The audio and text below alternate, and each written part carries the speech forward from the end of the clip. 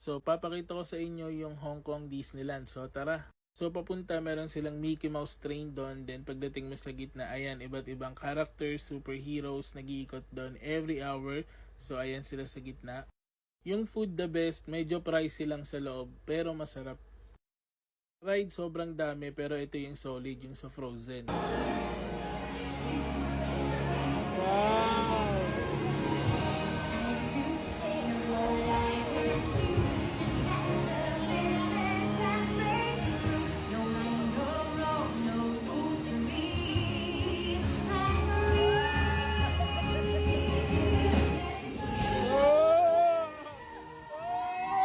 Siyempre yung finale, yung fireworks ng Disneyland sa gabi. So, ayan siya.